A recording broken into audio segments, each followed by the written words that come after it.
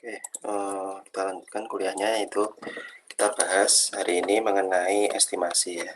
Di estimasi di sini hampir sama dengan sampling kemarin ya.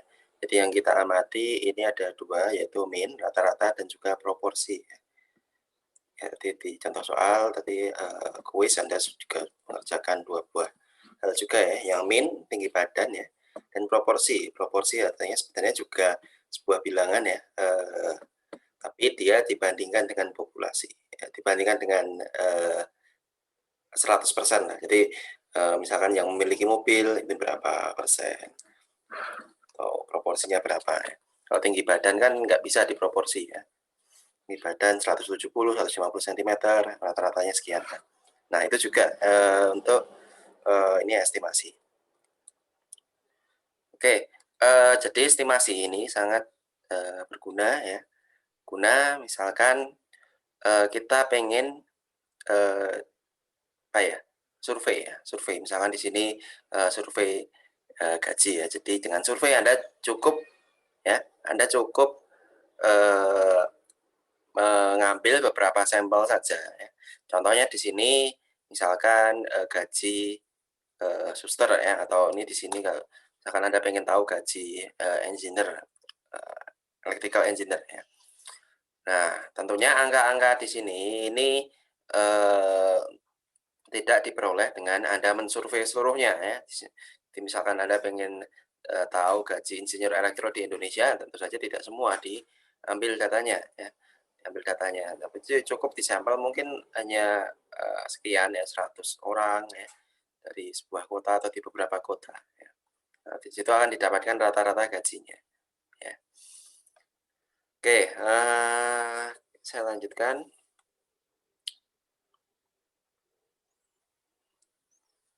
Nah, ini misalkan contoh ini ya.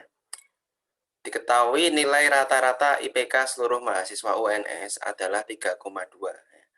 Kemudian sebuah survei dilakukan untuk mengetahui nilai rata-rata IPK mahasiswa dengan mengambil nilai dengan sampel 100 mahasiswa. Kira-kira ada yang salah enggak logikanya dari kalimat ini? Ya,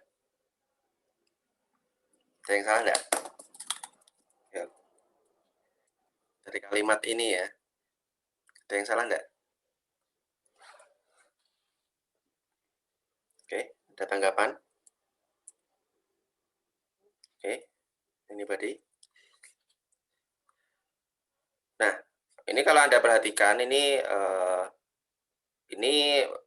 kita sudah tahu nilai rata-rata mahasiswa IPK mahasiswa UNS. Terus buat apa dilakukan survei lagi ya? Nah, jadi ini berarti surveinya ya sebenarnya salah ya, kan kita udah tahu nilai rata-rata IPK mahasiswa UNS. Kemudian dilakukan survei nilai rata-rata IPK mahasiswa lagi. Diambil 100 sampel mahasiswa ya. Ya jadi buat apa survei ya? Karena kita sudah tahu nilai totalnya ya, nilai seluruh populasinya. Jadi sebenarnya nggak perlu dilakukan survei ya. Karena nah survei itu dilakukan kalau misalkan kita nggak tahu ini ya. Kalau kita misalkan tidak tahu. Nah, jadi kita ambil lakukan sebuah survei ya dengan 100 orang mahasiswa saja ya. Karena apa? Karena kita nggak tahu nih IPK seluruh mahasiswa UNS ya. Kita nggak tahu berapa. Kita ingin mengetahuinya ya.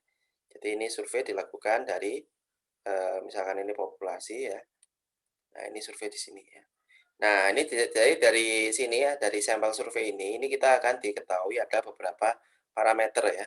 Misalkan kita pengen tahu rata-ratanya, atau nanti standar deviasinya berapa. Nah, ini kita bisa mengetahui. Nah, di sini kita bahas, nah biasanya kita yang tertarik adalah rata-rata ya, nilai rata-ratanya. Ya. Nah, jadi estimasi ya, estimasi ini adalah bagaimana ya kita mengetahui nilai dari parameter populasi ya, dari tergantung dari sampel statistik ya, itu disebut estimasi ya. Nah, jadi kita assessment of values of population parameter. Nah, ini bisa rata-rata, bisa standar deviasi ya dan sebagainya ya. nanti juga bisa proporsi ya. Nah, kemudian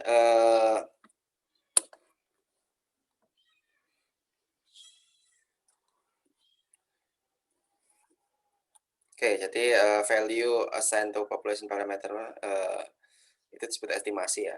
Nah, ini kemudian sampel statistiknya ya, itu disebut sebagai estimator ya. Jadi sampelnya itu disebut sebagai estimator. Ini definisi. Nah, jadi bagaimana cara kita melakukan estimasi ya. Jadi kita ambil sampel atau estimatornya, kemudian lakukan ya required information dari sampel, misalkan jumlah sampel ya dan sebagainya ya. Kemudian calculate the value of sample statistic ya. Jadi misalkan ini kita cari nilai rata-ratanya ya. Kemudian ya kita akan dapatkan hasil estimasi. Oke, jadi titik nilai dari sampel statistik yang digunakan untuk estimasi itu disebut point estimate ya. Nah, dalam estimasi ya tentu saja ada yang dinamakan interval ya, interval estimation ya. Jadi ini digunakan ya untuk ya karena yang dinamakan ada populasi, kemudian ada sampel ya. Nah, tentu saja nilai dari estimasi dari sampel ini akan berbeda dengan nilai dari populasi keseluruhan. Makanya akan terdapat margin of error ya. Jadi ada errornya, ya, ada errornya. Nah, cara lain untuk ya menunjukkan error itu kita bisa gunakan interval ya. Kita bisa gunakan interval untuk jadi seberapa besar sih intervalnya yang kita estimasi mungkin antara sekian sampai sekian ya. Ya, jadi kalau misalkan Anda ditanya berapa rata-rata ya, berapa rata-rata misalkan uang saku mahasiswa UNS. Nah, sebenarnya nilai rata-rata uang saku mahasiswa UNS itu ada angka pastinya ya, ada angka pastinya. Pastinya sekian ya. Misalkan pastinya di 352.000 ya per bulan ya. Nah, tapi kan Anda belum melakukan Anda tidak tahu nilai pastinya tersebut ya, di populasi ya. Anda harus survei keseluruhan. Nah, makanya dalam survei ini Anda ya karena Anda survei ngambil sampel saja ya. Nah, Anda memberitahukan nilainya mungkin dalam bentuk rentang ya. Oh, itu antara 300 sampai 400.000 ya. Antara 300 sampai 400.000 karena Anda melakukan survei ya, diambil sampelnya. Kemudian ada kemungkinan dia dari survei itu dia ada errornya, ya, maka Anda berikan sebuah interval. Ya. Nah, situ. Oke, jadi ini rentang ya. Jadi misalkan tadi ya, itu nilai pastinya ini di mu ini ya. Nilai mu ini nilai pastinya ya. Tapi Anda saat melakukan estimasi ya, Anda dapatkan point estimate di sini ya. Dari sampel Anda dapatkan point estimate di sini. Kemudian Anda berikan rentang ya, Anda berikan rentang. Ya. Berikan rentang. Nah, jadi hasil akhir Anda lakukan estimasi itu adalah point estimate ini dengan plus minus margin of error ya. Plus minus margin of error. Nah, Anda sering kan di hasil survei itu pasti ada hasilnya, pasti ada rata-rata berapa, kemudian margin of error-nya berapa. Ya.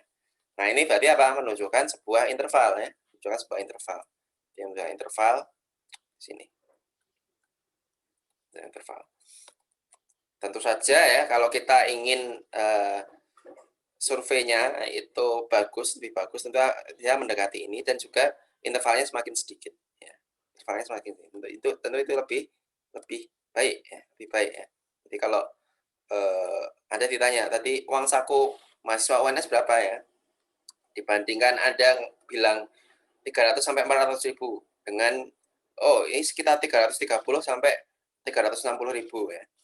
Nah, tentu saja Anda jawabannya itu lebih meyakinkan yang 330 sampai 360 ya. Kenapa? Karena margin of error-nya itu lebih kecil ya. Jadi dari hasil survei yang itu lebih baik ya, daripada rentangnya besar ya, besar.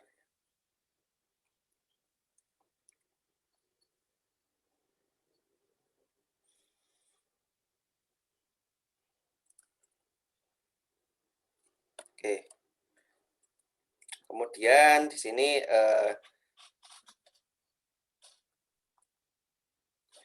nah, jadi di sini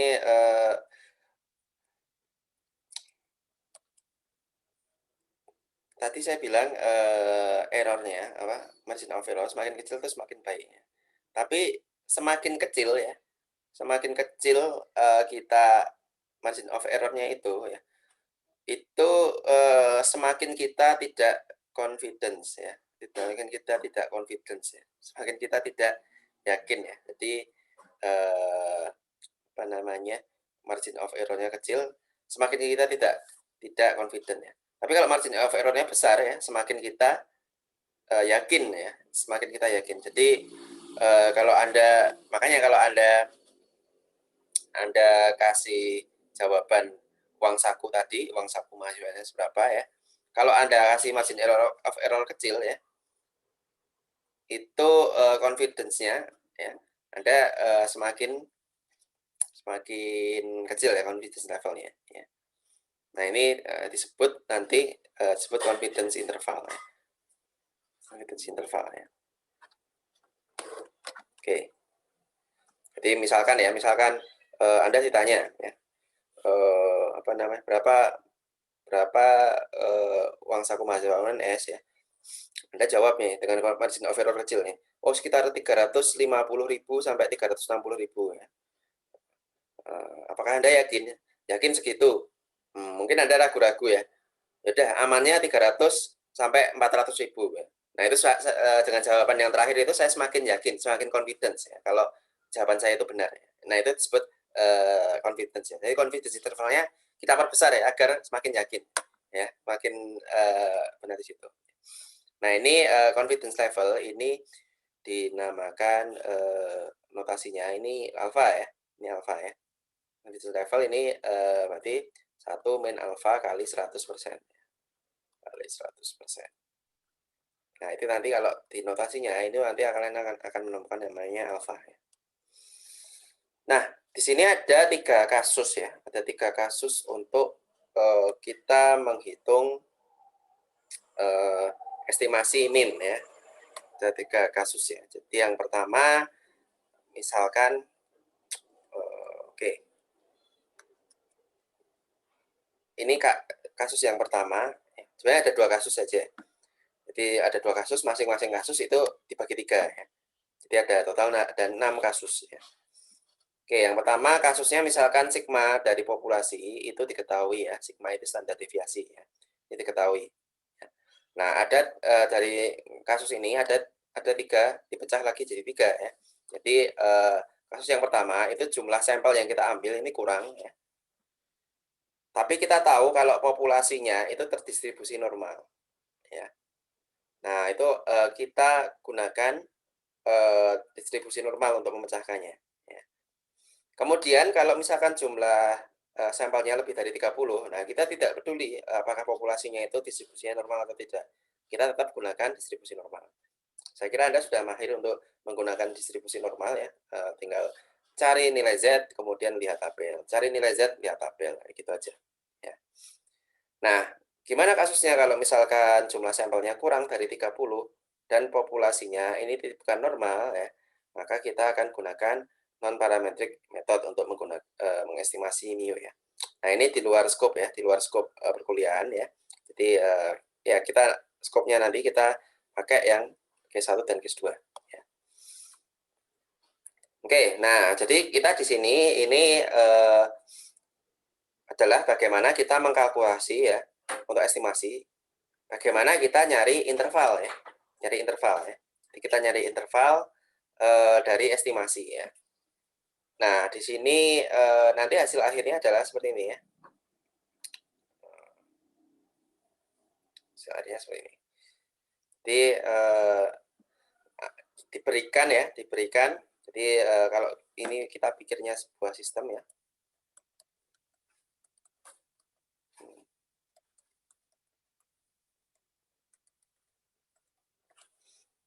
Ya, berikan estimasi ya. Nah, kita ditahukan estimasi ya. Ini diketahui kan tadi kan sigmanya diketahui ya, sigma dari populasi ya. Kemudian diketahui jumlah n-nya, n-nya kita ambil berapa ya. Kemudian ini confidence intervalnya berapa? Apa namanya? Nilai alfanya ya, kalau confidence level. Nanti hasil akhirnya adalah kita dapatkan point estimate ya dengan intervalnya ya, intervalnya. Oke. Nah, jadi margin error ya dari margin of error ya dari estimasi mu ini ya dinotasikan E ya. Jadi kan X bar plus minus E ya. Nah, jadi X bar plus minus X bar ini rata-rata point estimate-nya jadi Z sigma X ya. Nah, ini kalau Anda lihat ini sebenarnya rumusnya hampir sama dengan kalau Anda gunakan di sampling tadi ya. Cuma ada ketambahan ini, ada ketambahan margin of error atau intervalnya ya. Nah, jadi sebenarnya ini estimasi ini sebenarnya teorinya ini kita sudah tahu nih, kita sudah tahu dari kita pelajari standar distribusi normal ya. Nah, jadi apa sih yang kita apa namanya yang kita cari ya dari sini ya, dari estimasi ini ya. Jadi misalkan ya kita pengen nyari interval untuk 95% ya, confidence levelnya 95%. Nah, jadi sebenarnya kita nyari ya nilai Z, menentukan nilai Z ini ya. Kan tadi kan margin of error itu tergantung dari nilai Z dan sigma X ya, X bar ya. Nah, sigma X bar Anda ketahui dari sigma dibagi akar N ya. Nah, kita nyari nilai Z nih. Nyari Z ini dari alfanya atau dari confidence intervalnya ya, confidence levelnya atau alfa persen. Nah, jadi sebenarnya kita nyari berapa luas area ya, di mana misalkan 95% confidence level, di mana ini luas areanya ini mencakup 95% ya. 95%. Kemudian kita cari nilai Z-nya berapa. Nah, karena interval plus minus ya, berarti dia simetrik ya, Z1 dan Z2, simetris nih, antara titik tengah. Ya. Nah, ini mudah ya, kalau kemarin di contoh setelah standar distribusi normal, itu kita tahu ya berapa porsinya ya, kemarin kalau di soal kuis ini misalkan 20% yang diambil, nah itu kan, itu dari luas area, kita cari nilai Z ya. Kalau sebelumnya Anda, dari nilai Z, Anda cari luas area. Nah, ini sebenarnya dibalik aja ya, dari luas area, cari nilai Z. Nah, kita dapatkan ya. Jadi kita dapatkan nilai Z-nya ya. Kita dapatkan nilai Z, kemudian nilai Z ini dikembalikan ke apa namanya? Ke interval ya. Jadi didapatkan nilai Z dikalikan dengan sigma X ya, sigma X bar. Sigma X bar didapatkan dari sigma dibagi N ya, dibagi N akar N. Nah, kita betul ininya intervalnya ya, interval. Nah, jadi cukup simpel seperti itu ya. Jadi hanya dibalik-balik aja ya. Anda sudah pelajari standar distribusi normal, Anda sudah dapatkan sampling. Nah, estimasi ini salah satu aplikasinya ya dari sampling tadi.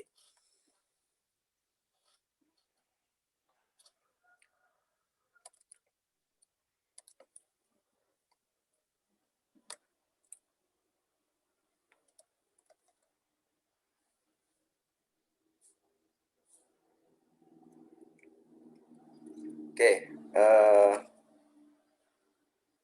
Nah, kemudian kasus yang lain ya, misalkan confidence level 99%, sampel size-nya itu besar ya.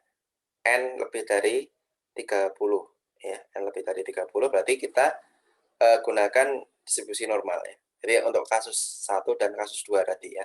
Kalau di sini jumlah N-nya besar ya. Kemudian ini Anda bisa pecahkan dengan distribusi normal. Oke, jadi nanti hasil akhirnya adalah interval ya. Hasilnya interval. Nah, jadi di sini ya, ini sebenarnya dibalik-balik aja nih ya. Jadi tergantung dari sampel size N dan juga value Z ya. Jadi di sini kita ingin dapatkan margin of error ya, Z ini. Ya.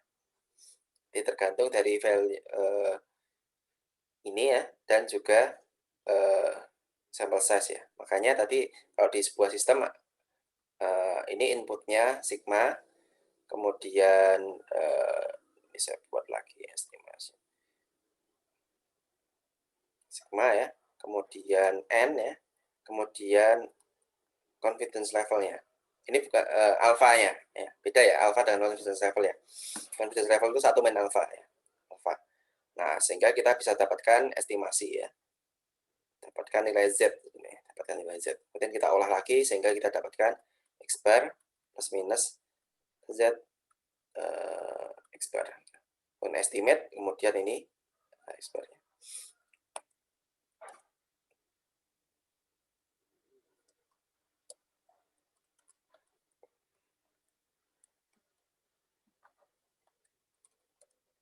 Oke, di soalnya.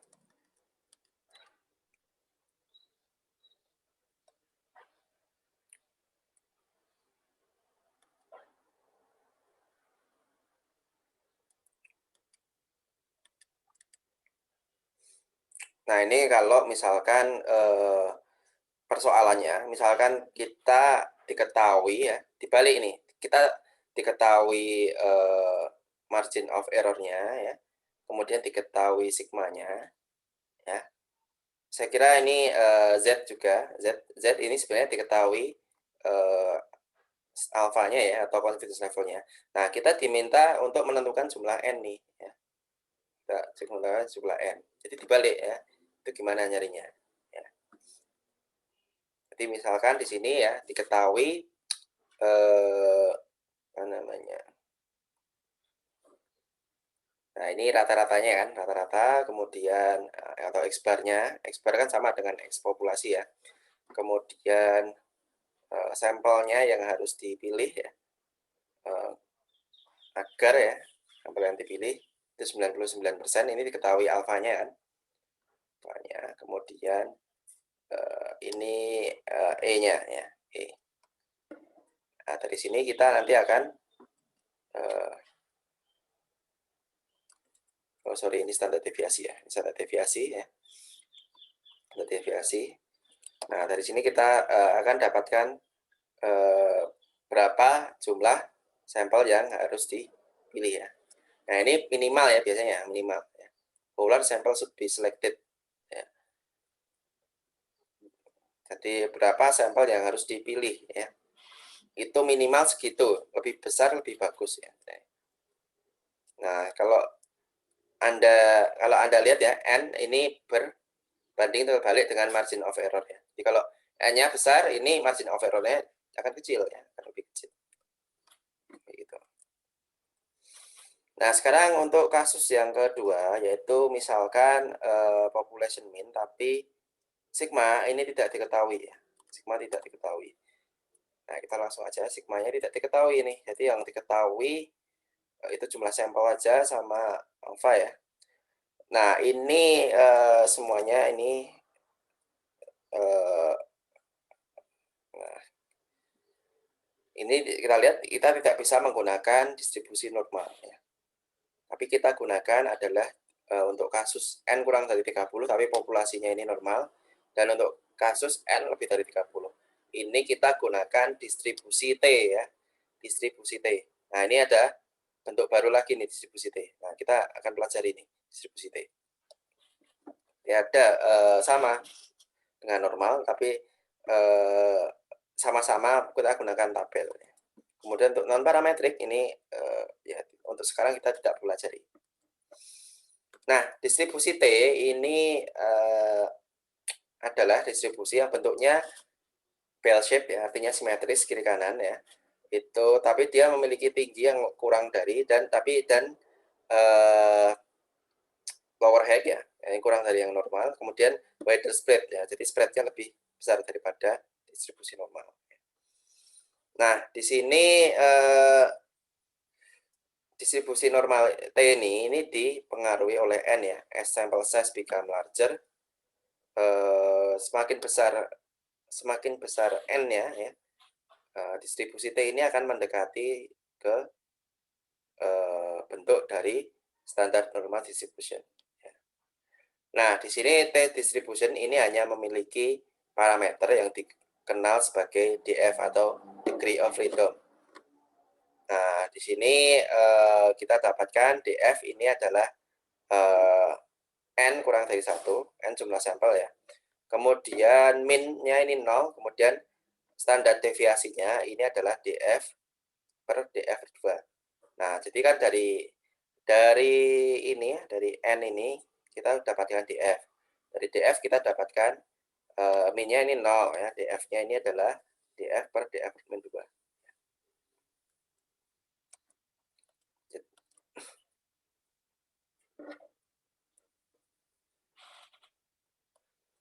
Nah, ini contohnya di sini ya. Jadi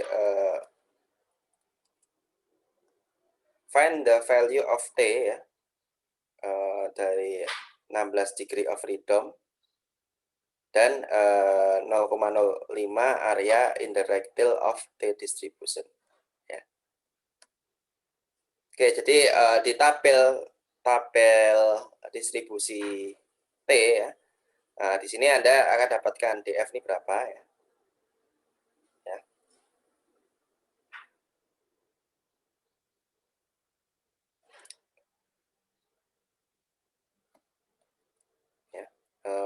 Kemudian di sini Anda akan dapatkan yang sebelah kanan ini adalah area sebelah kanan ya.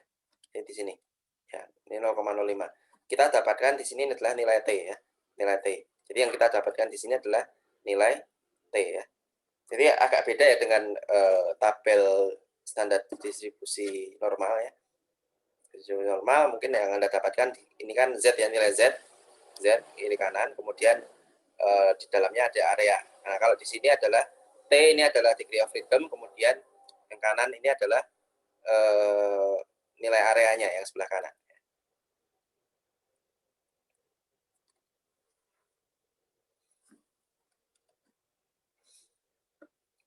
Nah, di sini kemudian ya.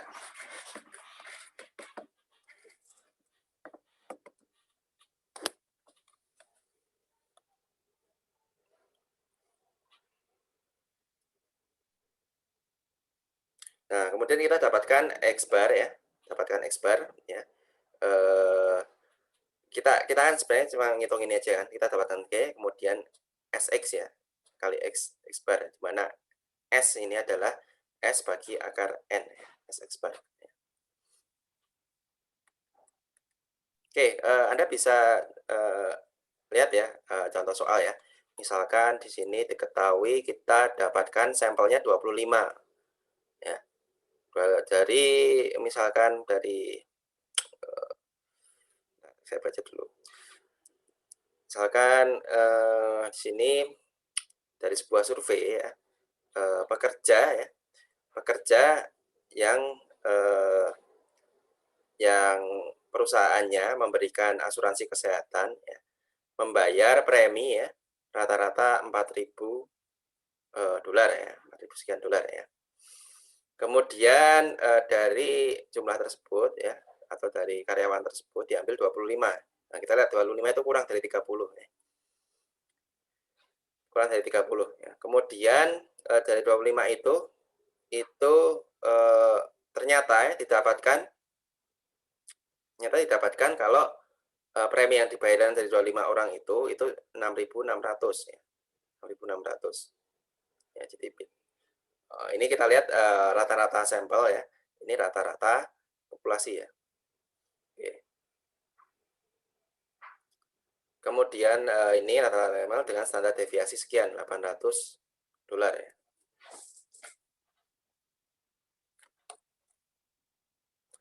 Kemudian apabila ya make 95% ya, artinya tentukan ya 95% confident interval ya dari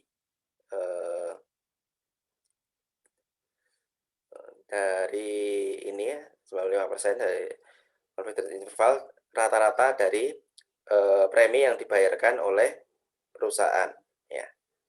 Nah, ini dapatkan alfa ya. Nah, asumsinya ini adalah ya, asumsinya ini distribution of premium paid normal, distribusi normal. Oke. Jadi di sini ini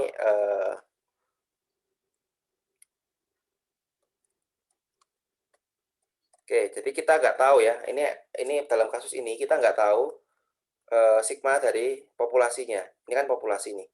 Yang kita ketahui mu ya, padahal mu ini nggak kepake di sini. Ya.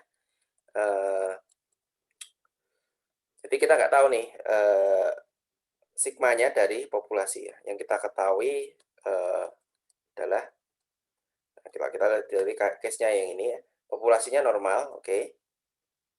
N-nya kurang dari 30, berarti kan 25. Jadi dan sigmanya kita nggak ketahui ya. Makanya kita gunakan distribusi T ya. Nah, ini kita bisa kita bisa pecahkan ya dengan menggunakan distribusi T ya. Nah, kita tahu N-nya 25 ya. Kemudian X bar-nya adalah 6.600. Kemudian S ini adalah sigma dari sampel ya. Sigma dari sampel.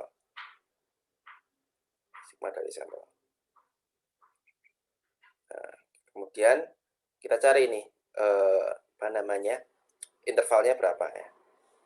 Nah, ini kita cari x-nya dulu. Kemudian kita cari T ya. Nah, untuk nyari T ini Anda cari dengan degree of freedom ya. Cari degree of freedom. Kemudian dari sini 24 ya. Kemudian it's still ya 0,5 ya. Jadi tailnya kan ini kan kita pengen cari di sini 95% ya. Nah, makanya ini luasnya ini berarti 2,5% atau 0,25.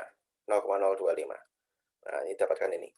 Nah, kemudian dari sini 24 0,025 kita cari ke tabel distribusi T ya. Kita dapatkan angka ini 2,064.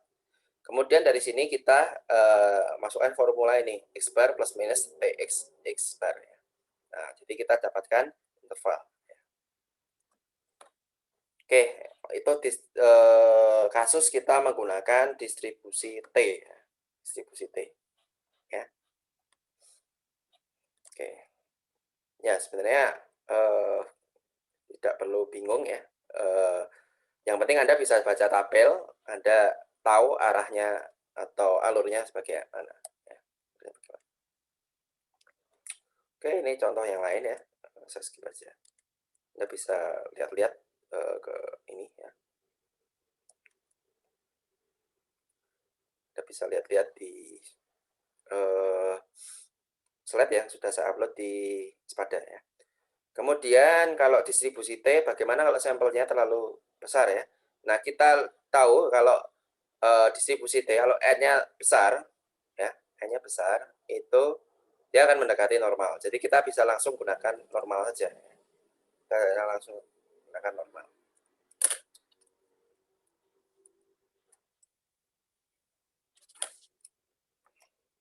Jadi kita gunakan T value dari row ini apa namanya? Tak hingga ya. Jadi kalau kita lihat Anda distribusi T distribusi tabel T distribution.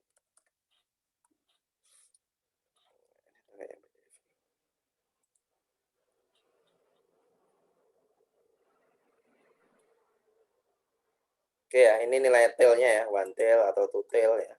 Ini sudah jelas malah dikasih two tail. Nah, yang bawahnya ini mungkin ada yang saya 1000 ya. Ada yang ini tak hingga, Z ini artinya tak hingga ya. Kalau jumlah sampelnya tak hingga, dia nilai T itu sama dengan nilai Z pada distribusi normal. Distribusi normal. Oke, maka didapatkan ini.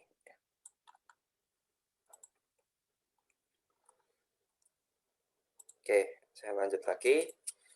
Nah, kemudian ada min, ada proporsi ya. Ada proporsi. Ada min, ada proporsi ya. Jadi estimator untuk standar deviasi p hat ya atau p topi ya. Jadi kita nyarinya sorry. Nah, kita cari X bar ya. Nah, sekarang adalah p topi ya. P topi adalah proporsi ya, proporsi. Ya. Nah, kalau X bar sama P topi itu kan poin estimatornya sama ya, X bar atau P topi. Nah, kita carikan intervalnya. Nah, untuk nyari interval kita perlu standar deviasinya. Nah, standar deviasinya kalau di khusus untuk proporsi ya, ini adalah karena dia binomial ya, maka akar P topi Q topi bagi N ya. Dimana di sini Q topi ini adalah sama dengan 1 min P topi ya. Nah, ini kalau di proporsi tadi Anda dapatkan persoalan seperti ini. Sama kita aplikasinya dengan yang min tadi ya. Itu intinya adalah poin estimatornya plus minus nilai Z, ini yang Anda harus cari, dikalikan standar deviasinya untuk proporsi ya. Nah, ini dibentuk sebagai adalah margin of error atau E. Oke, jadi sebenarnya Anda nggak perlu ngapalkan rumus banyak-banyak ya. Anda dari sini Anda sudah bisa turunkan banyak hal ya.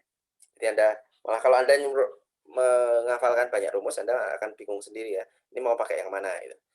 Nah, Anda pahami konsepnya. Intinya ada input, ada inputnya itu diketahui confidence level, kemudian jumlah sampel, kemudian ya ada kondisi apakah sigma dari populasi diketahui atau tidak. Nah, Anda tentukan intervalnya. Nah, itu. Oke, ini hampir sama ya pokoknya. Dari confidence level didapatkan area. Area kita ketahui nilai Z ya. Dari nilai Z kita akan dapatkan nilai intervalnya. Ya. Oke, saya kira nggak terlalu. Ini juga sama juga untuk menentukan nilai N ya, nilai N ya. Nilai N. Kalau tadi N untuk yang apa namanya?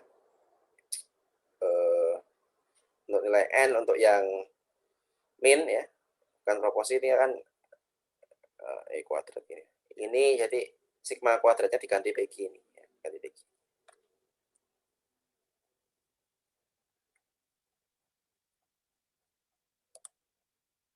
Oke, jadi kuncinya bedanya proporsi dengan min ya. Proporsi itu kita bisa cari nilai S-nya atau standar deviasinya itu dari nilai P ya. Jadi cukup dari P kalikan Q dibagi N ya, diakarkan. Ya, itu kita dapatkan nilai itu. Makanya kalau Anda lihat tadi di soal, di kuis, Anda tidak ketahui nilai sigmanya untuk yang proporsi. Oke, saya kira itu ya. Kemudian mengapa ini kalau di proporsi ini tidak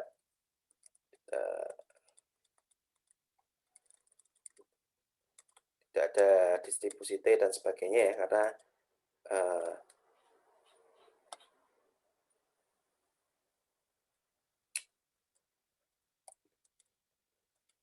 oke, kalau di proporsi Anda bisa langsung gunakan normal ya, karena contoh-contoh soalnya di sini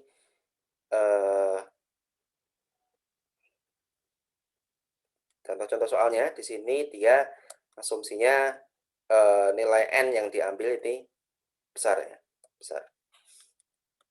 Oke, mungkin itu aja. Ada yang tanyakan?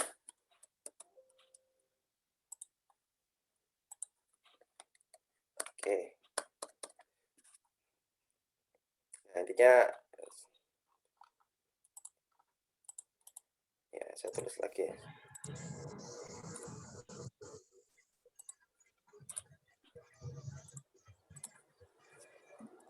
Oke, ada yang tanya?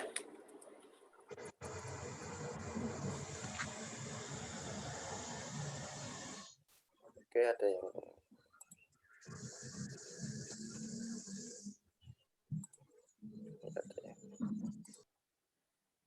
Oke, ada yang tanya kan? Ya, mungkin saya wrap up ya, apanya estimasi ya. Itu hasilnya kita pengen tahu interval ya. Estimasi.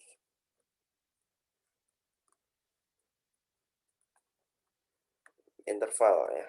Interval ini margin of error ya. Jadi dari sebuah populasi ya, dari sebuah populasi. Nah, ini Anda ambil sampel ya. Sampelnya ini berapa N-nya berapa ya. Populasinya ini diketahui ini apa namanya? Diketahui tidak ya, sigmanya ya. Kemudian kita pengen dia confidence-nya itu berapa ya. Confidence ini berapa? Intervalnya itu confidence levelnya berapa? Ini didenotasikan dengan alpha ya. Atau kalau confidence level berarti 1 min alpha. Nah, inputnya ini kita akan dapatkan X bar atau plus minus margin of error, interval. Keluarannya adalah interval. Oke. Itu yang perlu Anda ingat-ingat ya. Nah, jadi dari ini sampel ini juga didapatkan X bar juga, sorry. Ini selain jumlah sampel ini dapatkan X bar juga. Nah, tinggal nanti prosesnya ini Anda pakai apa ya. Jadi ini prosesnya cuma ada dua tadi pilihannya ya, sebenarnya pakai distribusi normal atau pakai distribusi T ya. Kalau Anda perhatikan tadi ya. Kita sama satu lagi non parametrik, tapi kita juga tidak ini, tidak pelajari ya. Mungkin nanti di statistik tingkat lanjut ya. Oke, ini ya, ini yang perlu Anda ingat. Jadi Anda tinggal ini aja, utek-utek black box-nya ini apa ya, prosesnya di sini apa. Bisa saja nanti diketahui ini ya, Anda disuruh menentukan N saja, atau diketahui margin of error, atau diketahukan diminta untuk nyari confidence levelnya atau nilai alfanya. Ya. Itu ya, tinggal dibalik-balik. Oke, mungkin itu ada yang tanyakan. Kalau enggak ada, yaudah kita akhiri aja kuliahnya. Jangan lupa absen di OCW. Makasih. Assalamualaikum warahmatullahi wabarakatuh. Waalaikumsalam warahmatullahi wabarakatuh. Ya, seperti biasa Waalaikumsalam warahmatullahi wabarakatuh. biasa minggu depan kita di ini ya. Kita awali dengan kuis ya. Jadi silahkan Anda belajar ya. Oke, makasih. Baik, Pak. Baik, Pak.